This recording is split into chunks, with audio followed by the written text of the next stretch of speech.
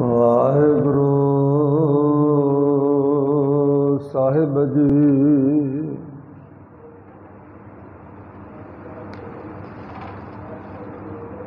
ਦਰ ਮਦ ਠਾਢ ਦਰਬਾਰ, ਤੁਝ ਬਿਨ ਸੁਰਤ ਕਰੈ ਕੋ ਮੇਰੀ। ਦਰਸ਼ਨ ਦੀਜੈ ਖੋਲ ਕੇ ਵਾਰ, ਤੁਮ ਧਨ ਧਨੀ ਉਦਾਰ ਤਿਆਗੀ। ਸ਼ਰਵਣਨ ਸੁਨਿਯਤ ਸੁਜਸ ਤੁਮਾਰ, ਮਾਂਗਾ ਕਾਹੇ ਰੰਕ ਸਭ ਦੇਖਾ। ਤੁਮ ਹੀ ਤੇ ਮੇਰਾ ਨਿਸਤਾਰ, ਜੈ ਦਿਓ ਨਾਮਾ ਬਿਪ ਸੁਦਾਮਾ। ਤਿਨ ਕੋ ਕਿਰਪਾ ਭਈ ਹੈ ਅਪਾਰ, ਕਹਿ ਕਬੀਰ ਤੁਮ ਸਮਰੱਥ ਦਾਤੇ। ਚਾਰ ਪਦਾਰਥ ਦੇਤ ਨਾ ਬਾਰ, ਜੈ ਦਿਓ ਨਾਮਾ ਬਿਪ ਸੁਦਾਮਾ। ਤਿਨ ਕੋ ਕਿਰਪਾ ਭਈ ਹੈ ਅਪਾਰ, ਕਹਿ ਕਬੀਰ ਤੁਮ ਸਮਰੱਥ ਦਾਤੇ। ਚਾਰ ਪਦਾਰਥ ਦੇਤ ਨਾ ਬਾਰ।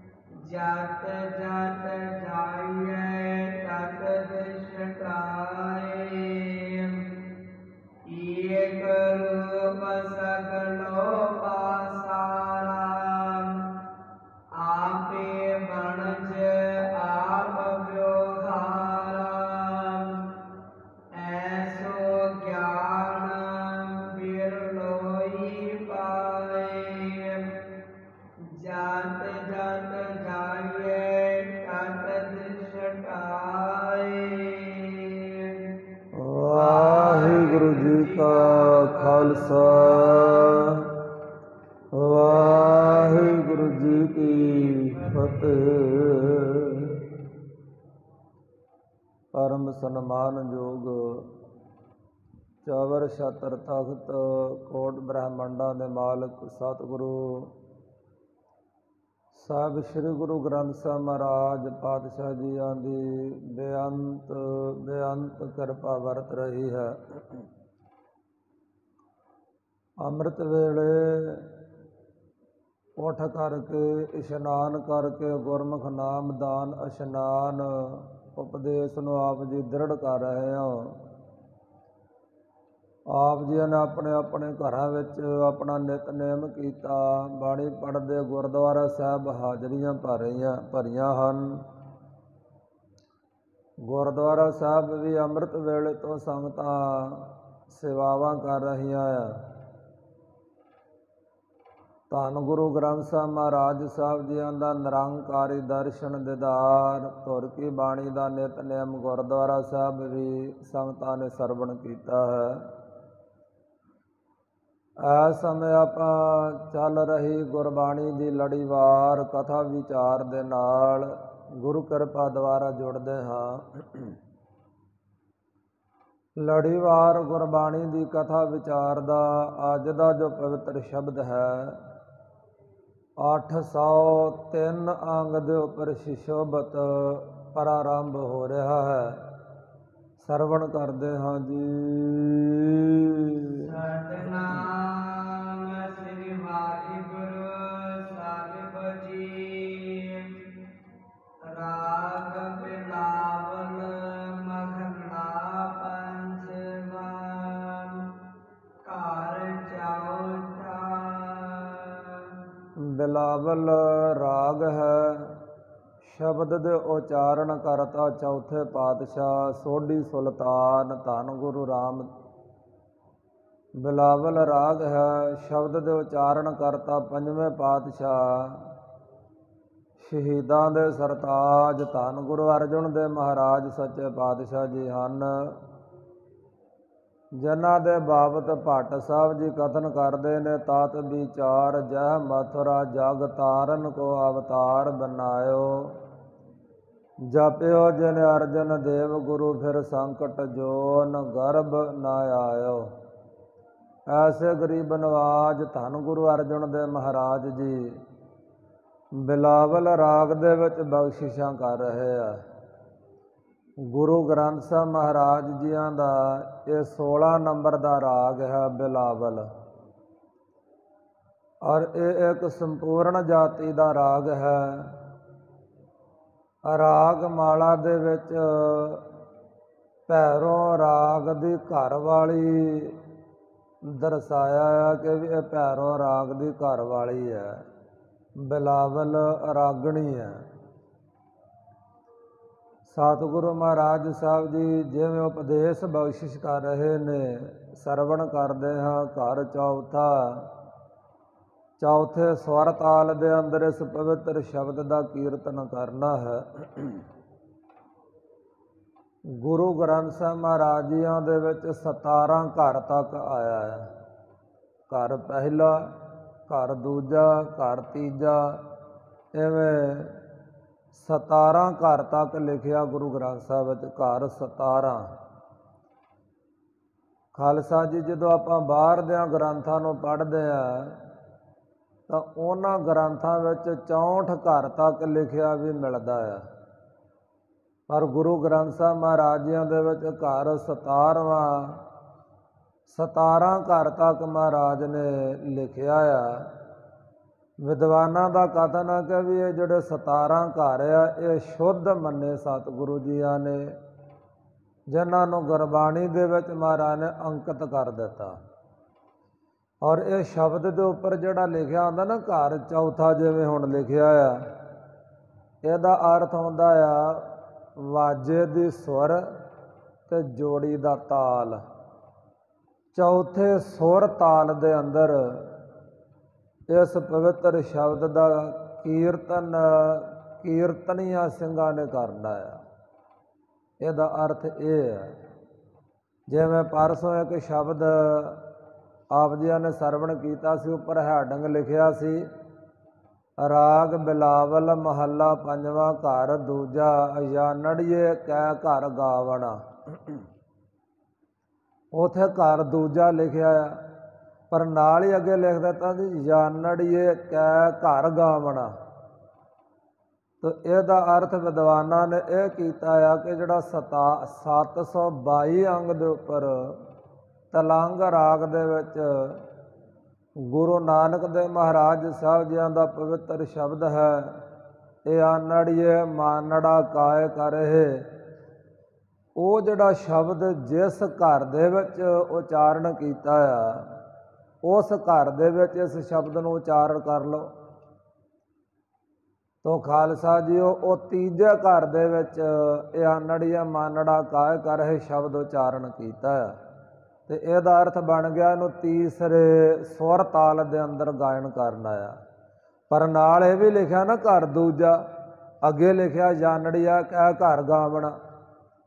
ਇਹਦਾ ਅਰਥ ਇਹ ਹੋਇਆ ਕਿ ਇਸ ਸ਼ਬਦ ਨੂੰ ਤੁਸੀਂ ਦੂਸਰੇ ਸੁਰ ਤਾਲ ਅੰਦਰ ਵੀ ਕੀਰਤਨ ਕਰ ਸਕਦੇ ਹੋ, ਤੀਸਰੇ ਸੁਰ ਤਾਲ ਦੇ ਅੰਦਰ ਵੀ ਕੀਰਤਨ ਕਰ ਸਕਦੇ ਹੋ। ਜਾਂ ਫਿਰ ਵਿਦਵਾਨਾਂ ਨੇ ਜ਼ਿਕਰ ਕੀਤਾ ਵੀ 2 ਤੇ 3 5 ਪੰਜਵੇਂ ਸੁਰ ਤਾਲ ਦੇ ਅੰਦਰ ਵੀ ਇਸ ਸ਼ਬਦ ਦਾ ਕੀਰਤਨ ਕਰ ਸਕਦੇ ਹੋ। ਅੱਜ ਦੇ ਪਵਿੱਤਰ ਸ਼ਬਦ ਦੇ ਹੈਡਿੰਗ ਦੇ ਵਿੱਚ ਮਹਾਰਾਜ ਜੀ ਲਿਖਦੇ ਆ, ਘਰ ਚੌਥਾ, ਚੌਥੇ ਸੁਰ ਤਾਲ ਦੇ ਅੰਦਰ ਇਸ ਪਵਿੱਤਰ ਸ਼ਬਦ ਦਾ ਕੀਰਤਨ ਕਰਨਾ ਰਾਗੀ ਸਿੰਘਾਂ ਨੇ। ਇਕ ਓੰਕਾਰ ਸਤਿਗੁਰ ਪ੍ਰਸਾਦ। ਬੀਜ ਮੰਤਰ ਉਚਾਰਨ ਕਰਦੇ ਸਤਿਗੁਰੂ ਮਹਾਰਾਜ। ਇੱਕ ਪਰਮਾਤਮਾ ਇੱਕ ਹੈ, ਸਜਾਤੀ ਵਿਜਾਤੀ ਸਵੈ ਗਤ ਭੇਦ ਭੇਦ ਪ੍ਰਛੇਦ ਰਹਿਤ ਹੈ। ਦੇਸ਼ ਕਾਲ ਵਸਤੂ ਪ੍ਰਛੇਦ ਰਹਿਤ ਹੈ।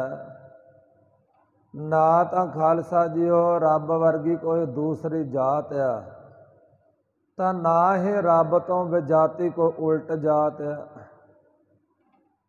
ਤੇ ਨਾ ਹੀ ਜਿਵੇਂ ਮਨੁੱਖ ਦੇ ਅੰਗ ਪ੍ਰਤੰਗ ਹੱਥ ਪੈਰ ਲੱਤਾਂ ਕੰਨ ਮੂੰਹ ਨੱਕ ਆ, ਇਸ ਤਰ੍ਹਾਂ ਰੱਬ ਦੇ ਹੱਥ ਪੈਰ ਅੰਗ ਪ੍ਰਤੰਗ ਨਹੀਂ ਹਨ।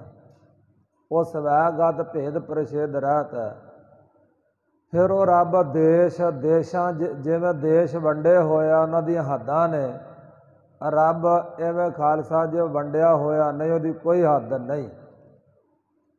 ਕਾਲ ਸਮੇਂ ਕਰਕੇ ਜੀਵ ਪੈਦਾ ਹੁੰਦੇ, ਸਮੇਂ ਕਰਕੇ ਮਰ ਜਾਂਦੇ ਆ, ਪਰ ਰੱਬ ਕਾਲ ਤੋਂ ਸਮੇਂ ਤੋਂ ਵਿਰਤ ਹੈ। ਵਸਤੂ, ਫਿਰ ਉਹ ਖਾਲਸਾ ਜੋ ਵਸਤੂ ਤੋਂ ਰਹਿਤ ਹੈ ਪਰਮਾਤਮਾ। ਇਹਨੂੰ ਕਹਿੰਦੇ ਨੇ ਜਾਤੀ ਵਿਜਾਤੀ ਸਵੈਗਤ ਭੇਦ ਪ੍ਰਛੇਦ ਰਹਿਤ, ਦੇਸ਼ ਕਾਲ ਵਸਤੂ ਪ੍ਰਛੇਦ ਰਹਿਤ ਹੈ। ਉਹ ਤਾਂ ਇੱਕ ਹੈ ਓੰਕਾਰ। ਉਹ ਚਾਰਣ ਮਾਤਰ ਰਾਖੀ ਕਰ ਦਿੰਦੇ ਆ। ਓੰਕਾਰ ਸਾਰਿਆਂ ਦੇ ਪ੍ਰਕਾਸ਼ਕ ਰੂਪ ਹਨ। ਸਤਿਗੁਰ ਪ੍ਰਸਾਦ, ਸਤ ਉਹ ਤ੍ਰਿਬਾਦ ਅਕਾਲ ਸਰੂਪ ਹਨ। ਭਾਵ ਤਿੰਨਾਂ ਸਮਿਆਂ 'ਚ ਸੱਚੇ, ਪਹਿਲੋਂ ਵੀ ਸੱਚੇ, ਹੁਣ ਵੀ ਸੱਚੇ, ਆਉਣ ਵਾਲੇ ਸਮੇਂ 'ਚ ਵੀ ਉਹਨਾਂ ਨੇ ਸੱਚਿਆਂ ਹੀ ਰਹਿਣਾ। ਗੁਰ ਚੇਤਨ ਹਨ। ਅਗਿਆਨਤਾ ਦਾ ਹਨੇਰਾ ਦੂਰ ਕਰਕੇ ਗਿਆਨ ਦਾ ਪ੍ਰਕਾਸ਼ ਕਰਦੇ। ਪ੍ਰਸਾਦ, ਜਿਤ ਸੱਸੇ ਦੇ ਚਰਨਾਂ 'ਚ ਬਿੰਦੀ ਲਾ ਕੇ ਬੋਲਿਆ ਪ੍ਰਸ਼ਾਦ, ਇਹਦਾ ਅਰਥ ਬਣ ਜੂ ਕੜਾਹ ਪ੍ਰਸ਼ਾਦ ਦੀ ਦੇਗ।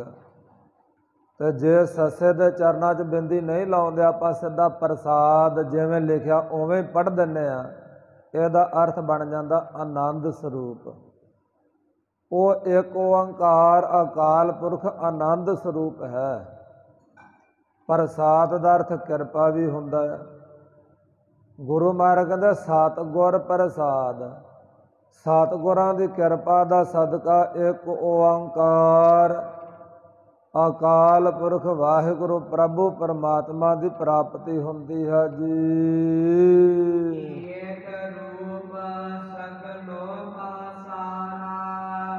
ਇੱਕ ਵਾਹਿਗੁਰੂ ਦੇ ਰੂਪ ਤੋਂ ਹੀ ਸਾਰੇ ਬ੍ਰਹਮੰਡਾਂ ਦਾ, ਖੰਡਾਂ ਦਾ, ਧਰਤੀਆਂ ਦਾ, ਜੀਵਾਂ ਦਾ ਇਹ ਸਾਰਾ ਪਸਾਰਾ ਪਸਰਿਆ ਆ, ਇੱਕ ਵਾਹਿਗੁਰੂ ਦੇ ਸਰੂਪ ਤੋਂ। ਫਿਰ ਜਿੰਨਾ ਵੀ ਸਾਰੇ ਦਾ ਸਾਰਾ ਪਸਾਰਾ ਆ, ਉਹ ਇੱਕ ਬ੍ਰਹਮ ਰੂਪ ਹੀ ਹੈ। ਜਿਵੇਂ ਗੁਰਬਾਣੀ ਵਿੱਚ ਇੱਕ ਹੋਰ ਆਪਾਂ ਬਚਨ ਪੜ੍ਹਦੇ ਹਾਂ, ਸਭ ਗੋਬਿੰਦ ਹੈ, ਸਭ ਗੋਬਿੰਦ ਹੈ, ਸਭ ਗੋਬਿੰਦ ਹੈ, ਸਭ ਗੋਬਿੰਦ ਹੈ। ਸਭ ਗੋਬਿੰਦ ਹੈ, ਸਭ ਗੋਬਿੰਦ ਹੈ, ਸਭ ਗੋਬਿੰਦ ਹੈ, ਸਭ ਗੋਬਿੰਦ ਹੈ। ਗੋਬਿੰਦ ਬਿਨ ਨਹੀਂ ਕੋਈ, ਗੋਬਿੰਦ ਬਿਨ ਨਹੀਂ ਕੋਈ, ਗੋਬਿੰਦ ਬਿਨ ਨਹੀਂ ਕੋਈ, ਗੋਬਿੰਦ ਬਿਨ ਨਹੀਂ ਕੋਈ। ਵਾਹਿਗੁਰੂ ਵਾਹਿਗੁਰੂ ਵਾਹਿਗੁਰੂ ਵਾਹਿਗੁਰੂ।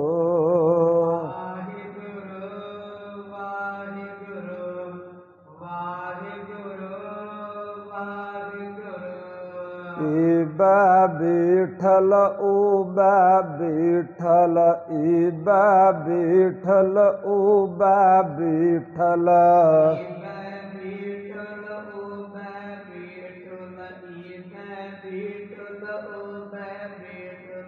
ਬੀਠਲ ਬਿਨ ਸੰਸਾਰ ਨਹੀਂ ਬੀਠਲ ਬਿਨ ਸੰਸਾਰ ਨਹੀਂ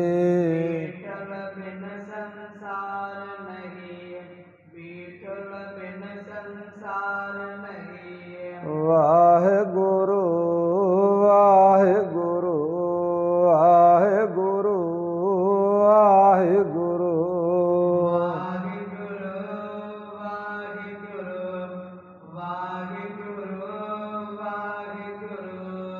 ਏਕ ਰੂਪ ਸਗਲੋ ਪਾਸਾਰਾ ਏਕ ਰੂਪ ਸਗਲੋ ਪਾਸਾਰਾ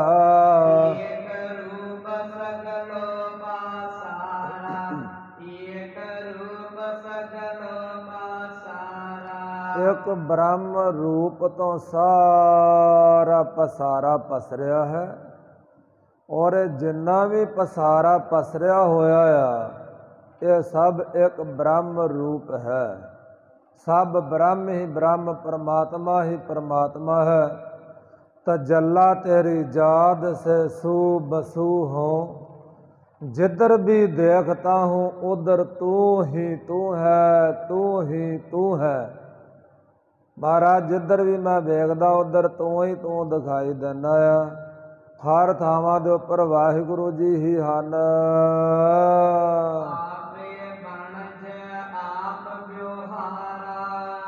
आप ही वाहिगुरु बनज रूप है वपार रूप है ਤੇ ਆਪ ਹੀ ਉਹ ਵਾਹਿਗੁਰੂ ਜੀ ਵਿਵਹਾਰ ਕਰਨ ਵਾਲਾ ਹੈ।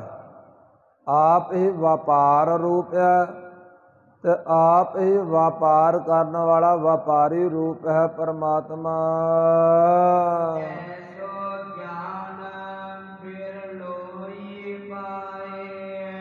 ਪਰ ਇਸ ਪ੍ਰਕਾਰ ਦਾ ਗਿਆਨ ਕੋ ਵਿਰਲਾ ਹੀ ਪਾਉਂਦਾ ਆ।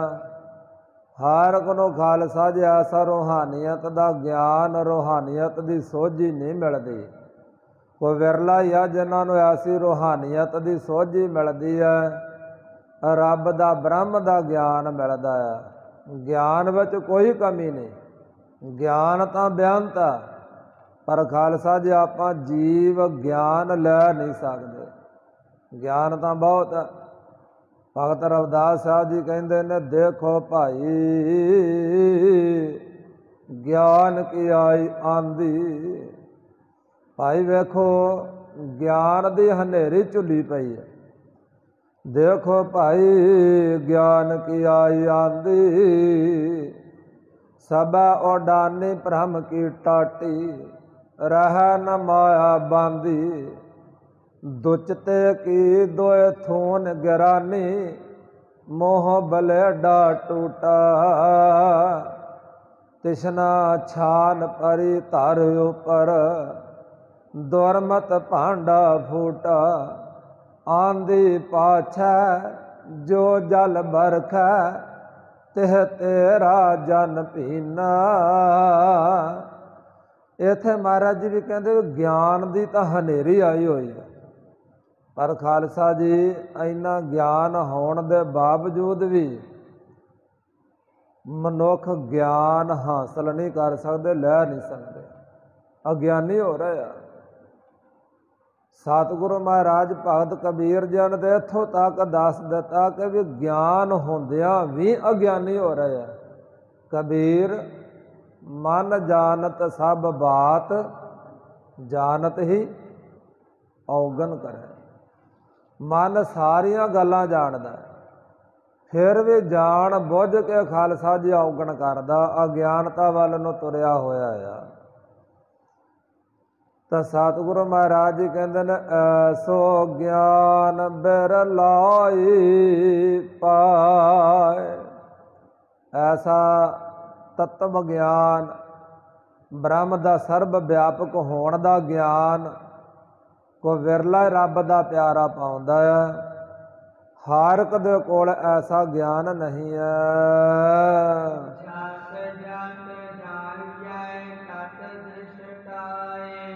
ਹੁਣ ਉਹ ਜਿਨ੍ਹਾਂ ਦੇ ਕੋਲ ਰੂਹਾਨੀਅਤ ਦਾ ਤੱਤਵ ਗਿਆਨ ਹੈ, ਉਹ ਜਿੱਧਰ ਜਿੱਧਰ ਵੀ ਜਾਂਦੇ ਨੇ ਉਧਰ ਹੀ ਉਧਰ ਵਾਹਿਗੁਰੂ ਉਹਨਾਂ ਨੂੰ ਦ੍ਰਿਸ਼ਟੀ ਆਉਂਦਾ, ਦਿਖਾਈ ਦਿੰਦਾ ਆ। ਜਿੱਧਰ ਵੀ ਜਾਂਦੇ, ਜਿੱਧਰ ਵੀ ਦੇਖਦੇ ਨੇ, ਪਾਰ ਬ੍ਰਹਮ, ਪਾਰ ਵਾਹਿਗੁਰੂ ਦਿਖਾਈ ਦਿੰਦੇ ਹਨ। ਠਹਿਰਾਓ ਬਖਸ਼ਿਸ਼ ਕਰਦੇ ਨੇ ਸਤਿਗੁਰੂ ਮਹਾਰਾਜ ਸਾਹਿਬ। ਅਰਾਰੇ ਦਾ ਅਰਥ ਹੁੰਦਾ ਜੀ ਰਮਿਆ ਹੋਇਆ, ਹਾਹੇ ਦਾ ਅਰਥ ਹੁੰਦਾ ਪ੍ਰਗਟ ਹੀ, ਊੜੇ ਦਾ ਅਰਥ ਹੈ ਜੀ ਓਅੰਕਾਰ। ਓਅੰਕਾਰ ਪ੍ਰਗਟ ਹੀ ਸਾਰਿਆਂ ਥਾਵਾਂ ਤੇ ਰਮਿਆ ਹੋਇਆ ਆ। ਤੇ ਰਹਾਉ ਦਾ ਅਰਥ ਹੁੰਦਾ ਠਹਿਰਾਓ। ਇਹ ਜਿਹੜੀਆਂ ਪੰਕਤੀਆਂ ਨੇ ਨਾ ਗੁਰੂ ਸ਼ਬਦ ਦੀਆਂ ਰਹਾਉ ਵਾਲੀਆਂ, ਇਹਨਾਂ ਪੰਕਤੀਆਂ ਨੂੰ ਆਪਣੇ ਹਿਰਦੇ ਵਿੱਚ ਠਹਿਰਾ ਲਓ, ਧਾਰਨ ਕਰ ਲਓ। ਤਾਂ ਸਤਿਗੁਰੂ ਮਹਾਰਾਜ ਸਾਹਿਬ ਜੀ ਵਿਸ਼ਰਾਮ ਦੇ ਕੇ ਕਿਰਪਾ ਕਰਦੇ ਹਨ।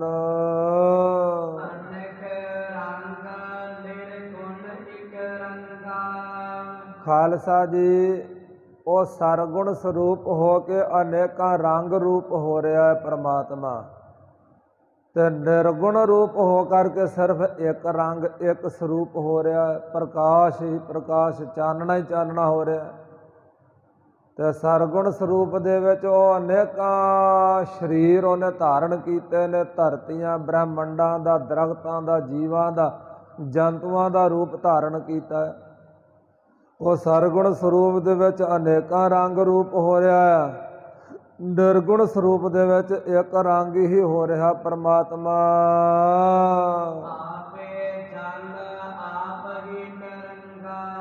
ਉਹ ਆਪ ਹੀ ਜਲ ਰੂਪ ਹੈ, ਪਾਣੀ, ਤੇ ਆਪ ਹੀ ਖਾਲਸਾ ਜੀ ਪਾਣੀ ਵਿੱਚ ਉੱਠਣ ਵਾਲੀਆਂ ਤਰੰਗਾਂ, ਲਹਿਰਾਂ ਵੀ ਆਪ ਹੈ। ਜਦੋਂ ਸਭ ਕੁਛ ਆਪ ਆ ਪਾਰ ਬ੍ਰਹਮ, ਪਾਣੀ ਵੀ ਆਪ ਆ, ਪਾਣੀ 'ਚ ਉੱਠਣ ਵਾਲੀਆਂ ਤਰੰਗਾਂ, ਲਹਿਰਾਂ ਵੀ ਰੱਬ ਆਪ ਹੀ ਹੈ।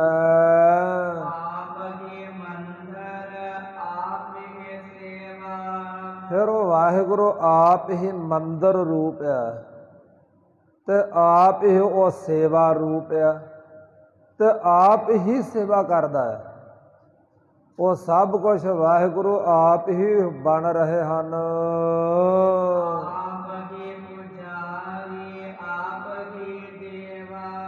ਫਿਰ ਉਹ ਪਰਮਾਤਮਾ ਆਪ ਹੀ ਪੁਜਾਰੀ ਰੂਪ ਆ, ਪੂਜਾ ਕਰਨ ਵਾਲਾ, ਤੇ ਆਪ ਹੀ ਉਹ ਦੇਵਾ ਪ੍ਰਕਾਸ਼ ਰੂਪ ਆ, ਦੇਵਤਾ ਰੂਪ ਆ।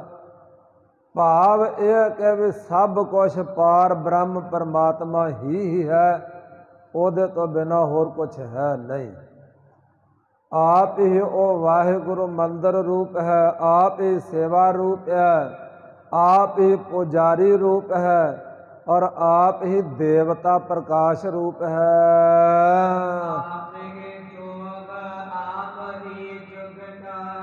ਫਿਰ ਉਹ ਵਾਹਿਗੁਰੂ ਆਪ ਹੀ ਜੋਗ ਰੂਪ ਹੈ, ਤੇ ਆਪ ਹੀ ਜੁਗਤਾ ਜੁੜਿਆ ਰੂਪ ਹੈ। ਜੁੜਨਾ ਵੀ ਉਹ ਆਪ ਹੀ ਹੈ, ਤੇ ਜੋਗ ਵੀ ਆਪ ਹੈ। ਸਭ ਕੁਛ ਵਾਹਿਗੁਰੂ ਆਪ ਹੀ ਹੈ ਜੀ। ਸਤਿਗੁਰੂ ਗੁਰੂ ਅਰਜਨ ਦੇਵ ਮਹਾਰਾਜ ਸਾਹਿਬ ਜੀ ਕਥਨ ਕਰਦੇ ਆ, ਪਿਆਰਿਓ, ਜਿਨ੍ਹਾਂ ਨੇ ਪ੍ਰਭੂ ਵਾਹਿਗੁਰੂ ਦਾ ਨਾਮ ਜਪ ਲਿਆ, ਸਿਮਰਨ ਕਰ ਲਿਆ, ਸੇਵਾ ਕਰ ਲਈ, ਜਿਨ੍ਹਾਂ ਨੇ ਵਾਹਿਗੁਰੂ ਨੂੰ ਸਰਬ ਵਿਆਪਕ ਜਾਣ ਕੇ ਉਹਦੇ ਭੈ ਵਿੱਚ, ਭਾਣੇ ਵਿੱਚ ਆਪਣਾ ਜੀਵਨ ਬਤੀਤ ਕਰ ਲਿਆ, ਉਹ ਗੁਰੂ ਕੇ ਪਿਆਰੇ ਸਦਾ ਹੀ ਮੁਕਤ ਹਨ। ਉਹ ਆਪ ਤਾਂ ਮੁਕਤ ਹੁੰਦੇ ਹੀ ਹੁੰਦੇ ਆ, ਦੂਜਿਆਂ ਨੂੰ ਵੀ ਮੁਕਤ ਕਰ ਦਿੰਦੇ ਆ। ਗੁਰੂ ਕਲਗੀਧਰ ਪਾਤਸ਼ਾਹ ਮਹਾਰਾਜਿਆਂ ਦਾ ਦਰਬਾਰ ਸਜਿਆ ਹੋਇਆ। ਇੱਕ ਸਿੱਖ ਨੇ ਸਵਾਲ ਕਰ ਦਿੱਤਾ, ਕਲਗੀਧਰ ਪਾਤਸ਼ਾਹ ਮਹਾਰਾਜ, ਜਿਹੜੇ ਪੂਰਨ ਗੁਰਸਿੱਖ ਬ੍ਰਹਮ ਅਵਸਥਾ ਦੇ ਵਿੱਚ ਪਹੁੰਚ ਗਏ ਨੇ, ਜਿਹੜੇ ਪਾਰ ਬ੍ਰਹਮ ਪਰਮੇਸ਼ਰ ਦਾ ਰੂਪ ਹੋ ਗਏ ਨੇ, ਜਿਵੇਂ ਭਗਤ ਕਬੀਰ ਸਾਹਿਬ ਵੀ, ਰਾਮ ਕਬੀਰਾ ਏਕ ਭੈ ਹੈ ਕੋਈ ਨਾ ਸਕੈ ਪਛਾਨੀ, ਉਹ ਜਿਹੜੇ ਰੱਬ ਰੂਪ ਹੋ ਗਏ ਨੇ, ਬ੍ਰਹਮ ਤੱਕ ਜਿਹੜੇ ਪਹੁੰਚ ਗਏ ਨੇ, ਉਹਨਾਂ ਨੂੰ ਮਹਾਰਾਜ ਕੀ ਕਰਨਾ ਚਾਹੀਦਾ? ਕੁਝ ਕਰਨਾ ਚਾਹੀਦਾ ਕਿ ਨਹੀਂ ਕਰਨਾ ਚਾਹੀਦਾ? ਤੇ ਧੰਨ ਗੁਰੂ ਕਲਗੀਧਰ ਪਾਤਸ਼ਾਹ ਮਹਾਰਾਜ ਜੀਆਂ ਨੇ ਜਪਜੀ ਸਾਹਿਬ ਦੀ ਇੱਕ ਪੰਕਤੀ ਪੜ੍ਹ ਕੇ ਸੁਣਾਈ। ਮਨ ਤਰੈ ਤਾਰੇ ਗੁਰ ਸਿੱਖ। ਕਿ ਗੁਰੂ ਨਾਨਕ ਦੇਵ ਮਹਾਰਾਜ ਜੀ ਕਹਿੰਦੇ ਨੇ ਕਿ ਵੀ ਜਿਹੜਾ ਮੰਨ ਗਿਆ, ਜਿਹੜਾ ਰੱਬ ਤੱਕ ਪਹੁੰਚ ਗਿਆ, ਉਹ ਆਪ ਤਾਂ ਤਰ ਗਿਆ। ਹੁਣ ਉਸ ਗੁਰਸਿੱਖ ਦਾ ਫਰਜ਼ ਬਣਦਾ ਬਾਕੀਆਂ ਨੂੰ ਤਾਰੇ, ਦੂਜਿਆਂ ਦਾ ਭਲਾ ਕਰੇ। ਗੁਰੂ ਅਰਜਨ ਦੇਵ ਮਹਾਰਾਜ ਜੀ ਕਥਨ ਕਰਦੇ ਨੇ, ਧੰਨ ਧੰਨ ਧੰਨ ਜਨ ਆਇਆ, ਜਿਸ ਪ੍ਰਸਾਦ ਸਭ ਜਗਤ ਤਰਾਇਆ। ਜਨ ਆਵਨ ਕਾ ਇਹ ਸਵਾਓ, ਜਨ ਕੈ ਸੰਗ ਚਿਤ ਆਵੈ ਨਾਉ। ਆਪ ਮੁਕਤ ਮੁਕਤ ਕਰਾ ਸੰਸਾਰ, ਨਾਨਕ ਤਿਸ ਜਨ ਕਾ ਸਦਾ ਨਮਸਕਾਰ। ਉਹ ਆਪ ਮੁਕਤ ਹੁੰਦਾ ਰੱਬ ਦਾ ਪਿਆਰਾ, ਤੇ ਸਾਰੇ ਸੰਸਾਰ ਨੂੰ ਮੁਕਤ ਕਰ ਦਿੰਦਾ ਹੈ। ਕਿੱਡੀ ਕੋ ਹੈਸੀਅਤ ਹੁੰਦੀ ਹੈ, ਕਿੱਡੀ ਕੋ ਤਾਕਤ ਹੁੰਦੀ ਰੱਬ ਦੇ ਪਿਆਰੇ ਦੇ ਪਾਸ। ਉਹ ਭਗਤ ਕਬੀਰ ਸਾਹਿਬ ਜੀ ਨੇ ਜਣਾਈ ਹੈ ਕਿ ਜੇ ਨਾਮ ਜਪੀਏ ਐਡੀਆਂ ਵੱਡੀਆਂ ਬਰਕਤਾਂ ਆ ਜਾਂਦੀਆਂ ਨੇ। ਆਪ ਤਾਂ ਤਰਨਾ ਹੀ ਤਰਨਾ, ਤੇ ਸਾਥੀਆਂ ਸੰਗੀਆਂ ਨੂੰ ਵੀ ਤਾਰ ਦਈਦਾ।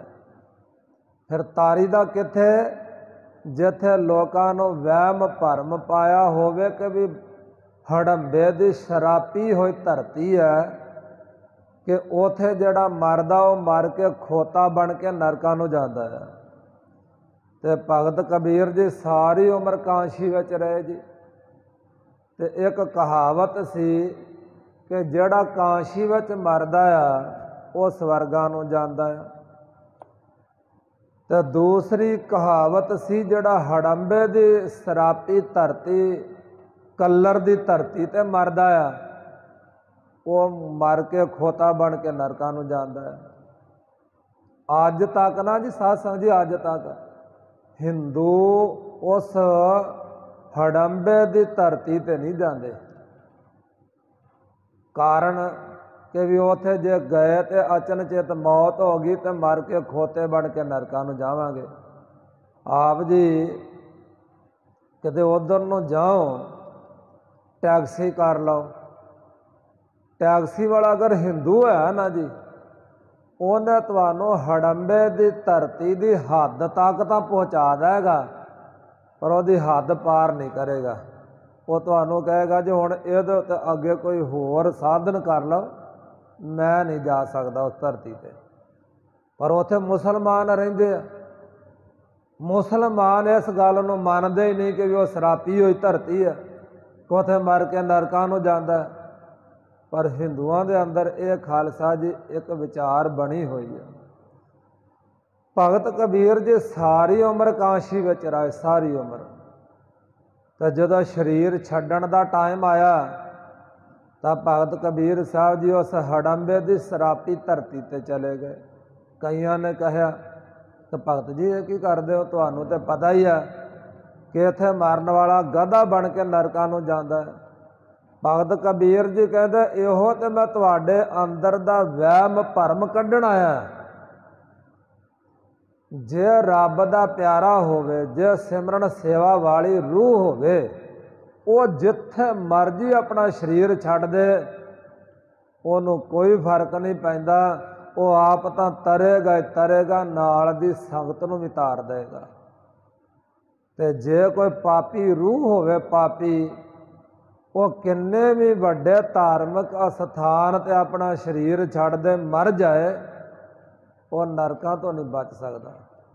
ਗੁਰਬਾਣੀ 'ਚ ਜ਼ਿਕਰ ਆਇਆ ਜੀ,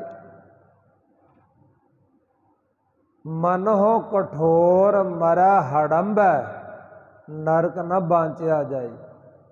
ਮਨ ਦਾ ਕਠੋਰ, ਮਨ ਦਾ ਸਖਤ ਸੁਭਾਅ ਵਾਲਾ ਅਗਰ ਖਾਲਸਾ ਜੇ ਮਨ ਹੋ ਕਠੋਰ ਮਰੈ ਬਨਾਰਸ, ਮਨੋ ਕਠੋਰ ਮਰੈ ਬਨਾਰਸ, ਨਰਕ ਨਾ ਬਾਂਚਿਆ ਜਾਏ। ਜੇ ਮਨ ਦਾ ਕਠੋਰ ਸਖਤ ਸੁਭਾਅ ਬਨਾਰਸ ਦੀ ਧਰਤੀ ਤੇ ਧਾਰਮਿਕ ਅਸਥਾਨ ਤੇ ਵੀ ਮਰ ਜਾਏ, ਉਹ ਨਰਕਾਂ ਤੋਂ ਨਹੀਂ ਬਚ ਸਕਦਾ ਜੀ। ਕਿਉਂਕਿ ਉਹਨੇ ਪਾਪ ਕਰਮ ਕੀਤੇ, ਉਹਦੇ ਕਰਮ ਹੀ ਉਹਨੂੰ ਲੈ ਕੇ ਡੁੱਬਣਗੇ। ਪਰ ਦੂਸਰਾ ਪੱਖ ਵੀ ਪੇਸ਼ ਕੀਤਾ ਭਗਤ ਕਬੀਰ ਜੀਆਂ ਨੇ, ਹਰ ਕਾ ਸੰਤ ਮਰੈ ਹੜੰਬੈ, ਤਾਂ ਸਗਲੀ ਸੈਨ ਤਰਾਈ। ਜੇ ਰੱਬ ਦਾ ਪਿਆਰਾ ਹੜੰਬੇ ਦੀ ਸਰਾਪੀ ਧਰਤੀ, ਕਲਰ ਦੀ ਧਰਤੀ ਤੇ ਮਰ ਜਾਏ, ਆਪ ਤਾਂ ਮੁਕਤ ਹੋਏਗਾ ਹੀ ਹੋਏਗਾ, ਤਰੇਗਾ ਤਰੇਗਾ, ਨਾਲ ਆਪਣੀ ਸਾਰੀ ਸੰਗਤ ਨੂੰ ਵੀ ਤਾਰ ਦੇਗਾ। ਇੱਥੇ ਸਤਿਗੁਰੂ ਮਹਾਰਾਜ ਜੀ ਕਹਿ ਰਹੇ ਨਾ, ਆਪ ਹੀ ਜੋਗ ਆਪ ਹੀ ਜੁਗਤਾ। ਆਪ ਹੀ ਉਹ ਰੱਬ ਜੋਗ ਰੂਪ ਆ, ਆਪ ਹੀ ਜੁੜਿਆ ਹੈ, ਜੁਗਤਾ ਹੈ। ਨਾਨਕ ਕੇ ਪ੍ਰਭ ਸਦ ਹੀ ਮੁਕਤਾ। ਸਤਿਗੁਰੂ ਗੁਰੂ ਅਰਜਨ ਦੇਵ ਮਹਾਰਾਜ ਸਾਹਿਬ ਜੀ ਕਥਨ ਕਰਦੇ ਆ ਕਿ ਜਿਹੜੇ ਪ੍ਰਭੂ ਦੇ ਬਣ ਗਏ ਨਾ, ਰੱਬ ਦੇ ਬਣ ਗਏ, ਉਹ ਸਦਾ ਮੁਕਤ ਹਨ।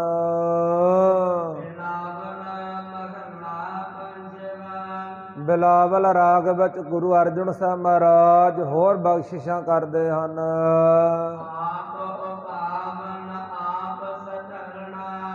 ਆਪ ਹੀ ਰੱਬ ਪੈਦਾ ਕਰਦਾ ਹੈ ਤੇ ਆਪ ਹੀ ਰੱਬ ਖਾਲਸਾ ਜੀਓ ਸਧਾਰਨਾ ਦਾ ਅਰਥ ਹੁੰਦਾ ਚੰਗੀ ਤਰ੍ਹਾਂ ਸਵਾਰ ਦੇਣਾ, ਸਾਧ ਦੇਣਾ, ਵਿਗੜੇ ਤਿਗੜੇ ਨੂੰ ਸਿੱਧਿਆਂ ਕਰ ਦੇਣਾ।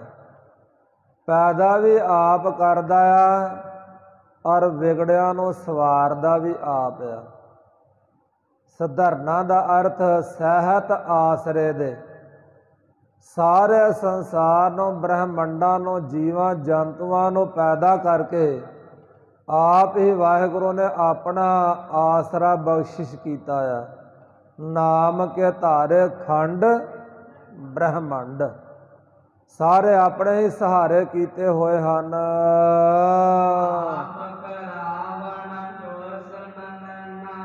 ਤੇ ਆਪ ਹੀ ਵਾਹਿਗੁਰੂ ਜੀ ਸਾਰਾ ਕੁਛ ਕਰਵਾਉਂਦੇ ਆ। ਫਿਰ ਆਪਣੇ ਆਪ ਤੇ ਦੋਸ਼ ਨਹੀਂ ਲੈਂਦੇ। ਮਨੁੱਖ ਦੂਸਰਿਆਂ ਤੇ ਦੋਸ਼ ਲਾਉਂਦਾ, ਜੀ ਉਹਨੇ ਮੇਰਾ ਵਿਗਾੜਿਆ, ਉਹਨੇ ਕੰਮ ਖਰਾਬ ਕੀਤਾ। ਤੇ ਗੁਰਬਾਣੀ ਵਿੱਚ ਸਤਿਗੁਰੂ ਮਹਾਰਾਜ ਕਹਿੰਦਾ, ਦਦਾ ਦੋਸ਼ ਨ ਦਿਓ ਕਿਸੈ, ਦੋਸ਼ ਕਰਮ ਆਪਣਿਆ। ਜੋ ਮੈਂ ਪਾਇਆ, ਜੋ ਮੈਂ ਕੀਆ, ਸੋ ਮੈਂ ਪਾਇਆ। ਦੋਸ਼ ਨ ਦੀਜਾ ਅਵਰ ਜਨ, ਦੋਸ਼ ਮੇਰੇ ਕਰਮਾਂ ਦਾ। ਜੋ ਕਰਮ ਮੈਂ ਕੀਤੇ ਉਹਦਾ ਫਲ ਮੈਂ ਹੀ ਭੋਗ ਰਿਹਾ, ਮੈਂ ਹੀ ਪਾ ਰਿਹਾ, ਕਿਸੇ ਹੋਰ ਨੂੰ ਦੋਸ਼ ਨਾ ਲਾਓ। ਕਰਦਾ ਕਰਾਉਂਦਾ ਸਭ ਕੁਛ ਵਾਹਿਗੁਰੂ ਆਪ ਹੈ, ਪਰ ਆਪਣੇ ਆਪ ਤੇ ਦੋਸ਼ ਨਹੀਂ ਲੈਂਦਾ।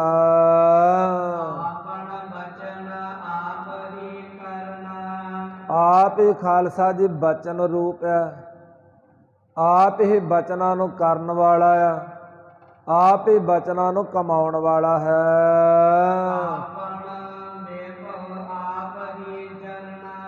ਆਪ ਹੀ ਵਾਹਿਗੁਰੂ ਵਿਭਾਉ ਰੂਪ ਵਿਭੂਤੀ ਰੂਪ ਹੋ ਰਿਹਾ ਆ ਤੇ ਆਪ ਹੀ ਵਾਹਿਗੁਰੂ ਆ ਜਰ ਸ਼ਕਤੀਆਂ ਨੂੰ ਜਰ ਰਿਹਾ ਆ। ਆਪ ਹੀ ਉਹ ਵਾਹਿਗੁਰੂ ਖਾਲਸਾ ਜੀ ਕਿਸੇ ਦੀ ਧਨ ਵਿਭੂਤੀ ਵੇਖ ਕੇ ਜਰਨਾ ਸੜ ਰਿਹਾ, ਜਲ ਰਿਹਾ ਆ।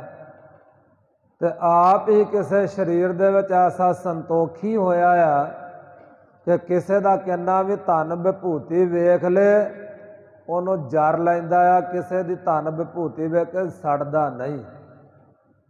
ਆਪ ਹੀ ਉਹ ਜਰ ਸ਼ਕਤੀਆਂ ਨੂੰ ਜਰਦਾ ਹੈ।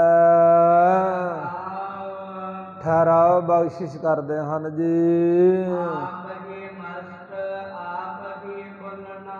ਆਪ ਹੀ ਚੁੱਪ ਰੂਪ ਹੈ, ਬਿਲਕੁਲ ਮੌਨ, ਚੁੱਪ, ਸ਼ਾਂਤ, ਸਾਇਲੈਂਟ।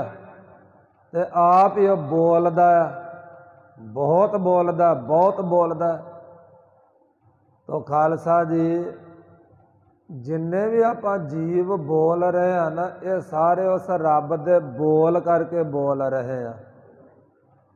ਜਿਸ ਦਿਨ ਵਾਹਿਗੁਰੂ ਨੇ ਆਪਣੇ ਬੋਲ ਨੂੰ ਖਾਮੋਸ਼ ਕਰ ਦਿੱਤਾ, ਆਪਣੇ ਬੋਲ ਨੂੰ ਰੋਕ ਲਿਆ, ਉਸ ਦਿਨ ਖਾਲਸਾ ਜੀ ਉਹ ਸਾਰੀਆਂ ਜਿੰਨੀਆਂ ਆਵਾਜ਼ਾਂ ਨੇ ਇਹ ਸਾਰੀਆਂ ਰੁਕ ਜਾਣਗੀਆਂ। ਉਹ ਵਾਹਿਗੁਰੂ ਦੇ ਬੋਲ ਕਰਕੇ ਆਪਾਂ ਜਿੰਨੇ ਜੀਵ ਜੰਤੂ ਆ, ਪੰਛੀ ਆ, ਜਾਨਵਰ ਆ, ਮਨੁੱਖ ਆ, ਇਹ ਸਭ ਬੋਲ ਰਹੇ ਆ। ਆਪ ਹੀ ਵਾਹਿਗੁਰੂ ਜੀ ਬਚਨ ਰੂਪ ਹੈ, ਆਪ ਹੀ ਉਹ ਬੋਲਦੇ ਹਨ, ਬੋਲ ਰੂਪ ਹਨ। ਆਪ ਹੀ ਅਚਲ ਨ ਜਾਈ ਚੱਲਣਾ। ਆਪ ਹੀ ਵਾਹਿਗੁਰੂ ਅਛਲ ਰੂਪ ਹੈ, ਜਿਹਨੂੰ ਕੋਈ ਛਲ ਨਹੀਂ ਸਕਦਾ, ਤੇ ਆਪ ਹੀ ਉਹ ਵਾਹਿਗੁਰੂ ਕਦੇ ਛਲਿਆ ਨਹੀਂ ਜਾਂਦਾ। ਆਪ ਹੀ ਗੁਪਤ ਆਪ ਪ੍ਰਗਟਣਾ। ਆਪ ਹੀ ਉਹ ਵਾਹਿਗੁਰੂ ਗੁਪਤ ਰੂਪ ਹੈ, ਨਿਰਗੁਣ ਸਰੂਪ ਵਿੱਚ, ਬ੍ਰਹਮ ਰੂਪ ਵਿੱਚ, ਤੇ ਆਪ ਹੀ ਉਹ ਪ੍ਰਗਟ ਰੂਪ ਸਰਗੁਣ ਸਰੂਪ ਹੈ ਵਾਹਿਗੁਰੂ।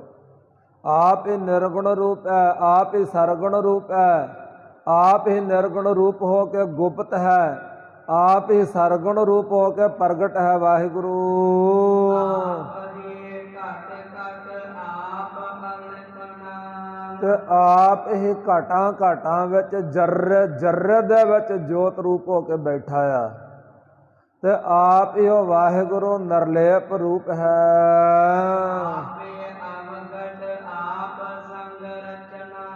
ਤੇ ਆਪ ਹੀ ਖਾਲਸਾ ਜੀ ਕਠਨ ਪ੍ਰਾਪਤੀ ਵਾਲਾ, ਆਬਗਤ ਕਠਨ ਪ੍ਰਾਪਤੀ ਵਾਲਾ ਹੈ, ਜਾਂ ਆਪ ਹੀ ਉਹ ਖਾਲਸਾ ਜੀ ਅਵਧੂਤ ਰੂਪ ਹੈ, ਤੇ ਆਪ ਹੀ ਉਹ ਵਾਹਿਗੁਰੂ ਪ੍ਰਭੂ ਪਰਮਾਤਮਾ ਜੀ ਸੰਗ। ਆਪ ਹੀ ਅਵਗਤ ਆਪ ਸੰਗ ਰਚਨਾ। ਆਪ ਹੀ ਸਾਰਿਆਂ ਦੇ ਨਾਲ ਰਚਿਆ ਹੋਇਆ ਵਾਹਿਗੁਰੂ ਜੀ।